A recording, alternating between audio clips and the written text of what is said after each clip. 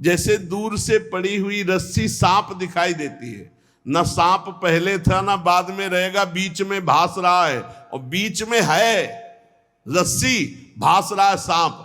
ऐसे ही ये संसार पहले नहीं था, बाद में भी नहीं रहेगा, बीच में भास रहा है, और है श्री कृष्ण, है प्रभु, और भास रहा है संसार।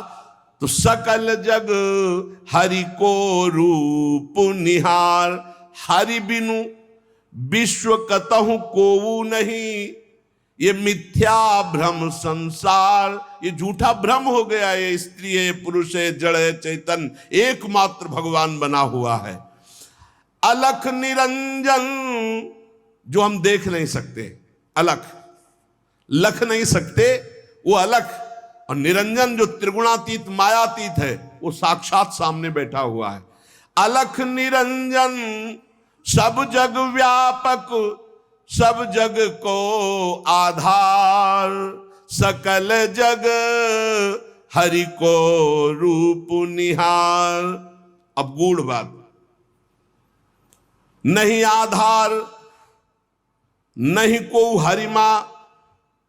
भगवान कह रहे यो माम पश्यति सर्वत्र सर्वम च मयि पश्यति, जो सब में मुझको देखता है और मुझ में सबको देखता है, वो मेरे नेत्रों से कभी ओझल नहीं होगा, मैं उसके नेत्रों से कभी ओझल नहीं होगा। और एक श्लोक आता है कि मैं किसी में प्रवेश नहीं हूं, कोई मेरे में प्रवेश नहीं। वही यहां कह रहे हैं, नहीं आधार नहीं को हरि महा। अब क्या मतलब है इसका? बोले इसका मतलब है जैसे कहा जाए बर्फ में पानी नहीं है और पानी में बर्फ नहीं है, बात कैसी रहेगी? क्योंकि बर्फ ही पानी है, पानी ही बर्फ है, भेद ही नहीं है। तो कहा जाए बर्फ में पानी प्रवेश नहीं कर सकता और पानी में बर्फ प्रवेश नहीं कर सकती, उसकी अलग सत्ता नहीं। बर्फ ही पानी बनी हुई है, पानी ही बर्फ है, कोई अंतर नहीं। तो कह रहे कि नहीं आधार। बोले कैसी बात कर रहे हो? बोले इसलिए कह रहा हूं कि वही वही है, दूसरा कोई है नहीं। प्रभु किसी में प्रवेश नहीं करते क्योंकि प्रभु ही है पहले से, तो किसी में प्रवेश करे? और कोई प्रभु में प्रवेश नहीं कर सकता क्योंकि कोई है ही नहीं, प्रभु ही है। यह रहस्य रघुनाथ कर बेग न जाने कोई, और जो जाने रघुपति कृपा तो सपने मोह न हो।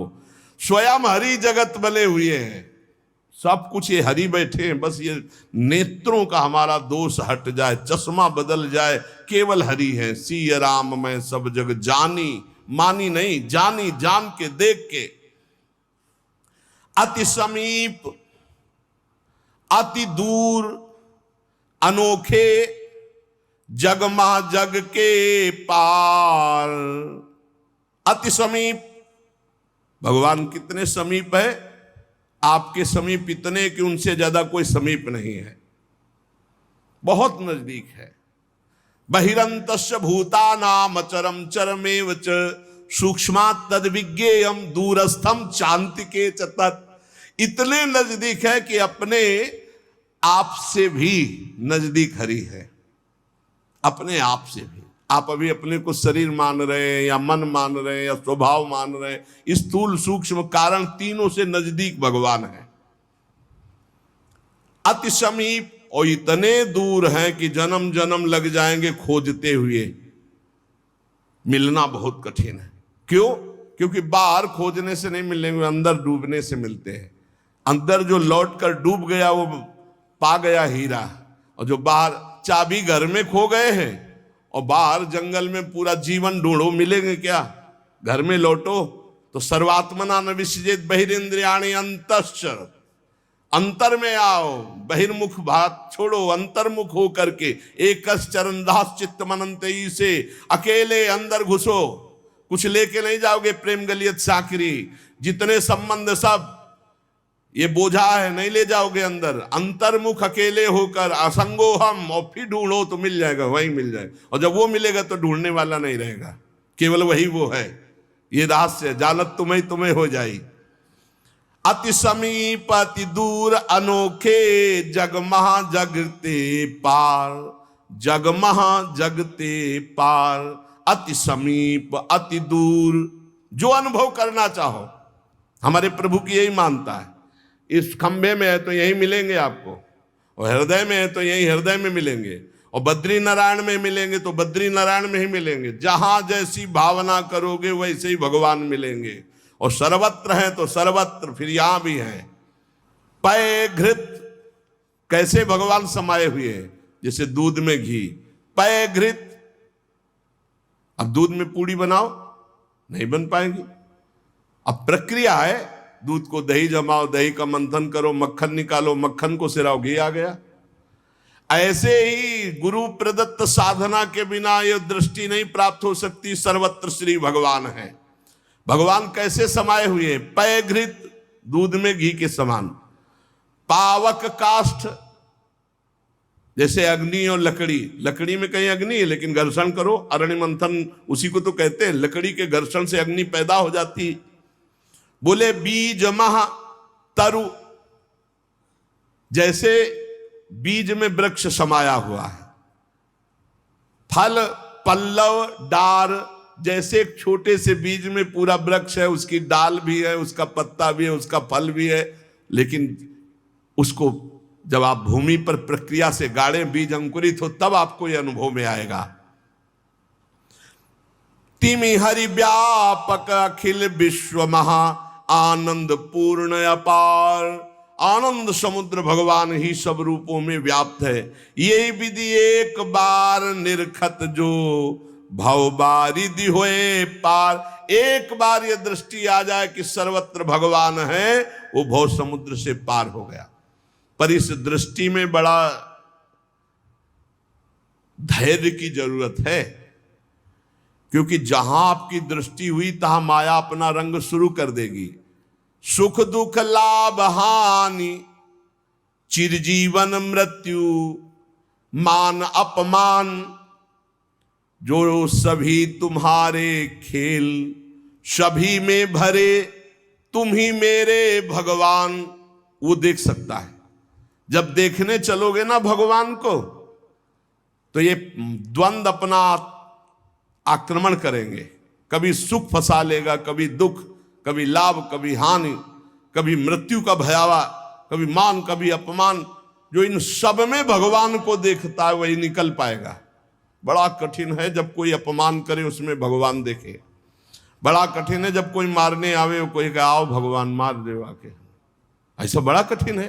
कोई हमें गाली दे, हानि करे, तिरस्कार करे, हम उसमें भगवान देखें, लेकिन है भगवान।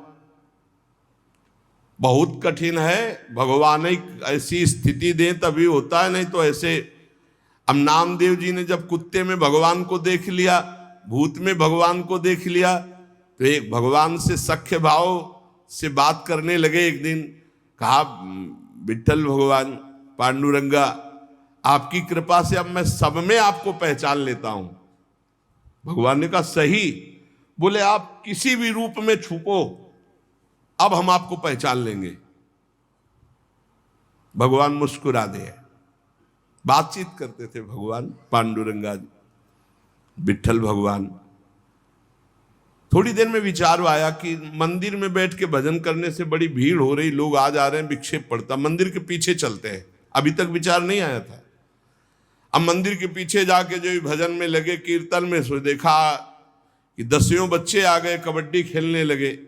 यहां बड़ा विक्षेप, चलो नदी किनारे चलते हैं। तो नदी किनारे जाकर कीर्तन करने लगे। अभी कीर्तन शुरू ही हुआ था कि वहां बैलगाड़ी से तंबू कनात उतरने लगी, हो हल्ला शुरू हो गया। तो उनके नजदीक दूर से गए, बोले यहां हम भजन करने आए थे, यहां भी उपद्रव शुरू किया। तो उसकी पत्नी गड़ासा लेके निकली। बोले हम भोजन की व्यवस्था भगवान ने कर दी है, मिल गया है, काट के अभी हम बनाते हैं, हम सब लोग खाते हैं। नामदेव जी ने कहा यहाँ तो मरने वाला प्रोग्राम शुरू हो गया, ये कौन लोग है जो हमें काट के खाएंगे। गड़ासा लेके दौड़ी नामदेव जी की तरफ। पति ने कहा तुम चिंता मत करो, दूसरा गड़ासा लेके वो दौड़े। अब वो नामदेव जी ने भजन तो फिर भी हो जाएगा जो जिंदा रहेंगे, और भागे मंदिर की तरफ। और सांस, और जैसे जैसे भागते पीछे से पकड़ पकड़, अब पकड़ा पकड़। जब नगर में प्रवेश किया तो वहां देखा कि कोई ने, फिर मंदिर में गया, कहा हा। विठ्ठल भगवान ने कहा क्या हो गया? बोले प्रभु बस 5 मिनट अगर हम चूक जाते। भगवान ने कहा क्या हो गया? बोले प्रभु ऐसा ऐसा घटना घटी, पता नहीं किस देश के वो लोग थे कि वो कह रहे थे लाओ काट के खाते हैं, और वो दौड़ पड़ी उनकी पत्नी, फिर वही बोले पहचाने नहीं क्या? बोले प्रभु पहचानना क्या है, वहां इतना बड़ा गड़ा साले, बोले रुक्मिणी जी वो थी और मैं था, और कौन था, और कोई दूसरा थोड़ी था। बोले अगर मैं छुपना चाहूं तो तुम मुझे पहचान। बोले प्रभु प्रभु सोई जाले जी देव जलाई जालत तुम्हें तुम्हें। भगवान ये कभी अहंकार न कर ले कि मैं बड़ा भगत बन चुका हूं, सब में भगवान देखता हूं, ऐसा रूप लेके आएंगे कि समझ ही नहीं पाओगे।